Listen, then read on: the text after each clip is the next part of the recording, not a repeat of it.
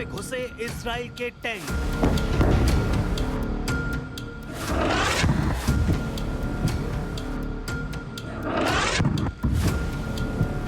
Hamas के the end का countdown.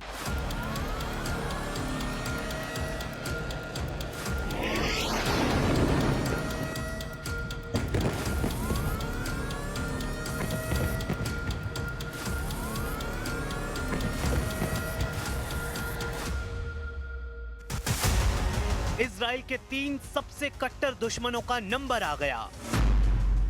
क्या वो ईरान है? क्या वो तुर्की है? या फिर अरब वर्ल्ड का कोई और देश? इजराइल को हमास के सफाई का लाइसेंस ट्रंप ने दिया। जैसे ही सुपर पावर का फ्री हैंड मिला, इजराइल ने तबाही मचा दी।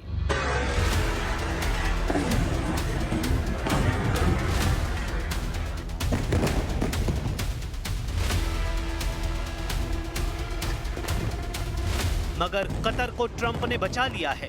सुन लीजिए कैसे। Well, he won't be heading in Qatar, as I say. I call it Qatar. You call it Qatar.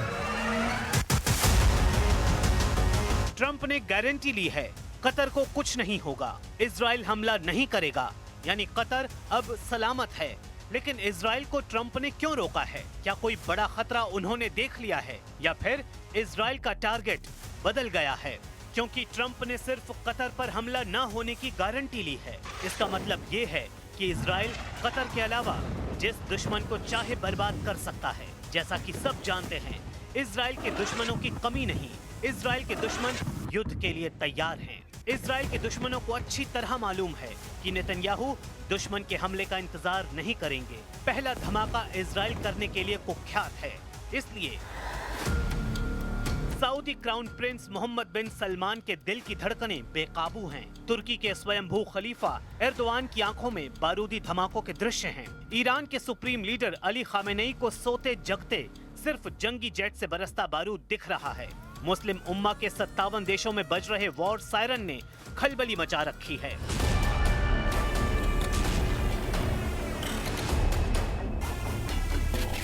जैसे कतर दहल गया, जैसे गाजा जल गया, जैसे लेबनान खंडहर बना, जैसे यमन में बरसा बारूद, जैसे सीरिया हुआ निस्ते नाबूद, वैसी ही बारूदी कयामत से खाक होने का नंबर इजराइल के अगले दुश्मन का है। इस डर से अरब लीग में हड़कंप है।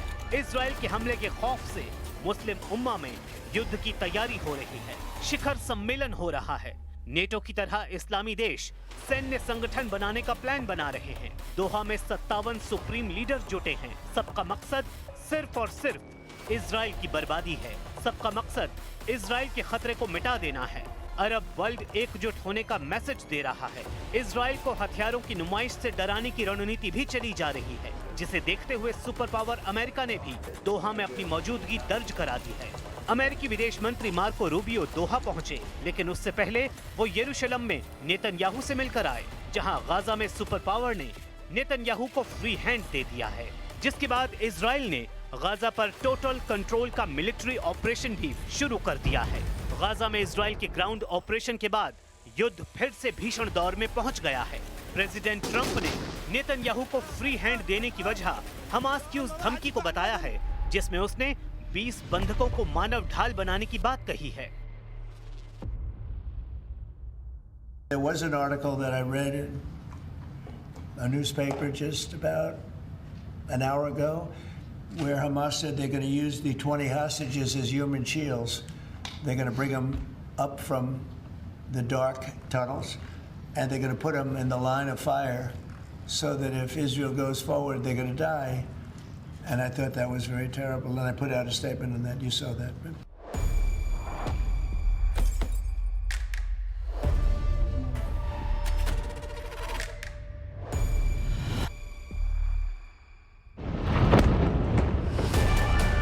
गाजा में वही होगा जो इजराइल चाहता है। वजह है ट्रंप का फुल सपोर्ट। हालांकि इजराइल का प्लान इस बार सबसे बड़े दुश्मनों के सफाई का है। नेतन्याहू ने लड़ाका ग्रुप के असल आकाओं से आर पार की युद्ध का सिग्नल दे दिया है, जिसके बाद तुर्की की हवा खराब है। हमास लीडरशिप को पनाह देने वाला तुर्की जानता है कि इजराइल का फर्स्ट टारगेट वही है। तुर्की ने अपने डर को भी बयां कर दिया है।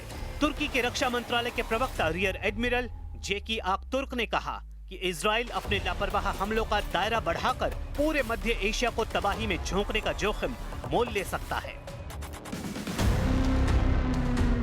आपातकालीन सम्मेलन में तुर्की जैसे कई देशों ने सैन्य संगठन बनाने के लिए सभी देशों को भड़का दिया है। पाकिस्तान ने अरब देशों के नेटो का खुलकर समर्थन किया है। इतना ही नहीं, पाकिस्तान के विदेश मंत्री ने अरब के नेटो को एटमी पावर से लैस करने का वादा भी कर डाला है। एक टीवी इंटरव्यू में पाकिस्तानी विदेश मंत्री इसहाक डार ने पाकिस्तान की पूरी सेना को मुस्लिम उम्मा पर कुर्बान करने की बात कह डाली है। कतर के विदेश मंत्रालय के प्रवक्ता माजिद मोहम्मद अल अंसारी ने भी सैन्य संगठन के हक पर जोर दिया है।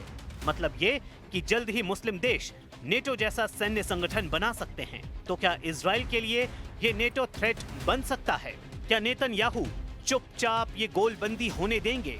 ऐसा मुमकिन है नहीं। वजह जाने उससे पहले तुर्की की टेंशन की कुछ डिटेल्स, क्योंकि तुर्की युद्ध के लिए फड़फड़ा रहा है। तुर्की के प्रेसिडेंट एर्दोआन सबसे ज्यादा इजराइल पर हमलावर हैं।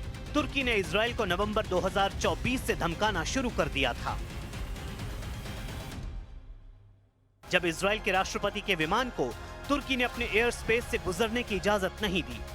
इसकी वजह से उनकी जलवायु सम्मेलन की यात्रा रद्द हो गई थी। फिर मई 2025 में भी इजराइल के प्रधानमंत्री बेंजामिन नेतन्याहू को बाकू दौरा रद्द करना पड़ा, क्योंकि तुर्की ने उन्हें ओवरफ्लाइट की इजाजत नहीं दी।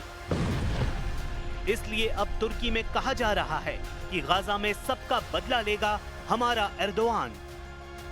इसलिए तुर्की ने इजराइल से आर्थिक रिश्ते तोड़ दिए हैं, अपना एयर स्पेस इजरायली विमानों के लिए बंद कर दिया है, अपने बंदरगाहों पर इजरायली जहाजों की एंट्री पर पाबंदी लगा दी है और एर्दोआन ने अपने जहाजों को भी इजरायली बंदरगाहों पर जाने की इजाजत देने से मना कर दिया है।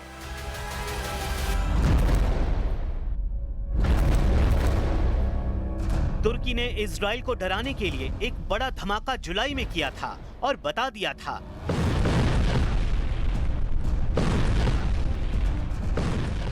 कि ऐसा धमाका, ऐसी तबाही, ऐसे कंपा देने वाला ब्लास्ट, अब एर्दोआन का बम तैयार है। ये तुर्की का वो बम है जिसका धमाका दुनिया को तब दिखाया गया जब एर्दोआन इजराइल को चेतावनी दे रहे हैं। इस बम को जमीन पर एक रेल पर टेस्ट किया गया। देखिए कैसे एक रेलवे ट्रैक पर इस बम को लॉन्च किया जाता है। रफ्तार इतनी ज्यादा कि नजर आना मुश्किल है। ये उतनी ही रफ्तार है जितनी तेजी से ये आसमान से गिरता है।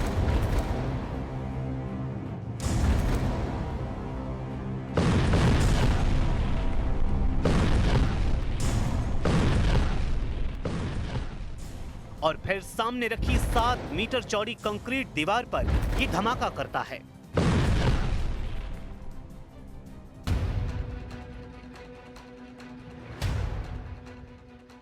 तुर्की ने अपनी हाइपरसोनिक मिसाइल भी दुनिया को दिखाई थी। इस्तांबुल में अंतर्राष्ट्रीय हथियार मेले में वो मिसाइल दिखाई जो आवाज से 5 गुना तेज रफ्तार से हमला करती है। ये है तुर्की की तैफून ब्लॉक 4 मिसाइल, जो एक हाइपरसोनिक मिसाइल है। इसे तुर्की की मिसाइल बनाने वाली कंपनी रॉकेस्तान ने तैयार किया है। इस मिसाइल की रफ्तार है 6000 किलोमीटर प्रति घंटा। ये मिसाइल 1 सेकंड में 1666 किलोमीटर की दूरी तय करती है। एर्दोआन का मूड युद्ध का नजर आ रहा है। उनकी सेना कुछ बड़ा करने जा रही है। ये खतरा नेतन्याहू को भी नजर आ रहा है। एर्दोआन के नए नए बम इसकी वजह माने जा रहे हैं।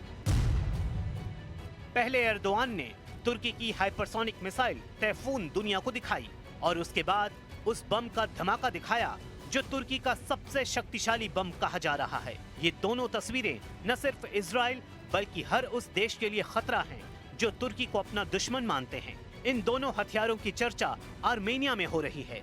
इसकी चर्चा ग्रीस में भी हो रही है और इसमें तो कोई शक नहीं कि इजराइल में तो इन दोनों हथियारों का सीक्रेट पता करने का मिशन भी शुरू हो चुका है।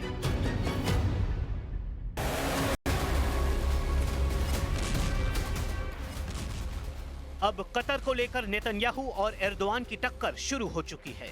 जिस तरह ईरान की मिसाइलों ने तोड़ा था नेतन्याहू का एयर डिफेंस, क्या इजरायली शहरों पर वैसे ही हमला करने को तैयार हो रहे हैं एर्दोआन। इजराइल बार बार कहता रहा है कि तुर्की में हमास के वरिष्ठ नेता आराम से आते जाते रहे हैं, तुर्की में बड़े बड़े अधिकारियों से मुलाकात करते रहे हैं।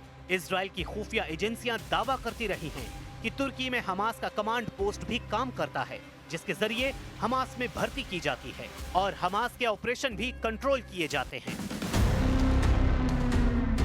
जाहिर है तुर्की पहला निशाना है।